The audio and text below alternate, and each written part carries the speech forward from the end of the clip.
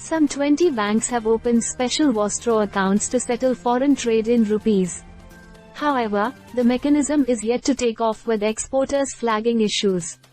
Russian buyers, meanwhile, are offering payments to Indian exporters in yuan and dirham. Mint explains, why was the mechanism needed?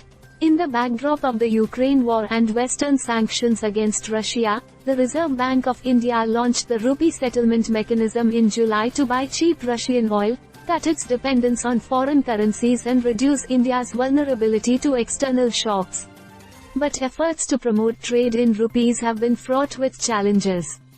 Some exporters have received payments in rupees, though such transactions are few in number.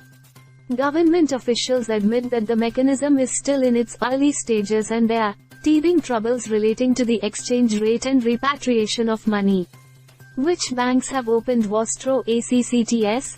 About 20 Indian banks, both private and public, have opened special Vostro accounts to facilitate rupee trades. Accounts have been opened by lenders such as UCO Bank, State Bank of India, HDFC Bank, Yes Bank, IDBI Bank, Punjab National Bank, Axis Bank, Canara Bank, Bank of Baroda and Union Bank of India, along with corresponding banks from Russia. The latter include SBA Bank, Gazprom Bank, Credit Bank of Moscow and VTB Bank.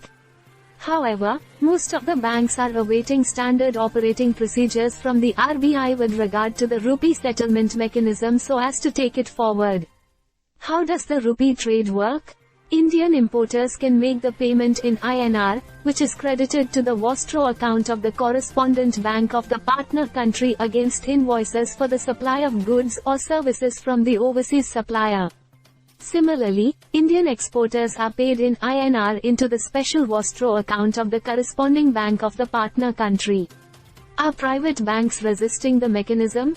While Russia-China trade has hit record highs, India's exports to Russia are yet to return to pre-war levels. One reason is the absence of a smooth payment mechanism. Exporters say some Indian private banks are reluctant to trade with Russia and Iran, fearing Western sanctions. Economists say while there's no regulatory risk for private banks in dealing with Russia, since RBI is backing the rupee settlement mechanism, there could be delays in payment and prolonged credit cycles. Why is success here important for India?